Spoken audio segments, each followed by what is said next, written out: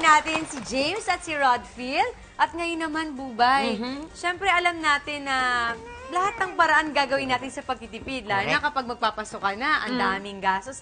Kaya naman, mas maganda kung gagawa na lang tayo mismo ng gamit kaysa bumili pa tayo. O kaya tinatawag nilang magre-recycle tayo. Magre-recycle. Halimbawa, imbis na bumili ka ng bag, bakit hindi ka na lang gumawa tulad ng ituturo ko sa inyo ngayon na pwede nyo ma-apply para magamit nila. Ayun. Yun, no? Napakadali lang nito. So, ang kailangan lang natin ay, kailangan natin ng shirt. T-shirt. After nyan, ipo-fold lang natin ng ganito. Fold. Come on. Fold. Let's follow. Fold. Ito yung shirt na nagamit na, no? Pwede nang i-recycle agad-agad. Tumatukat? Siguro mas pagpatungin natin. Dito, friend. Yan. Dito. Oo. Lalaki After na lang. nyan, yung sleeves naman ang ikakat natin. Yan. Correct. Come on, Jada Luke. Yan. There. So, magiging ganito ang itsura niyan. And then, tupiin lang natin ng pagganitong side. Pantayin natin yung dito at saka dito. Yan, pantay. Tapos gagawa tayo ng mark. Lagi tayo ng masking tape. Siguro mga ganito. Masking tape. Dali, happy. Ayan. Push. Yan. There. Dikit. Yan. Yan.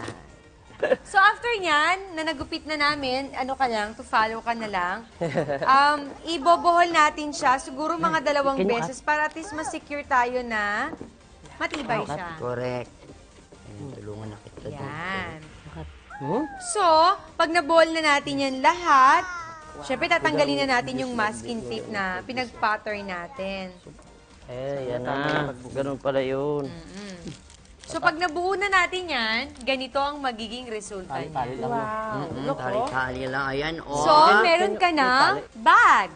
Look at that. Recycle. But Tapos, beautiful. Tapos Dikit, meron dikit, pa dikit. ha, yung sa mga sleeves, pwede natin itong gawing pouch. Ito, pwede natin siyang gawing pouch. Ang gagawin lang natin, Ano ko?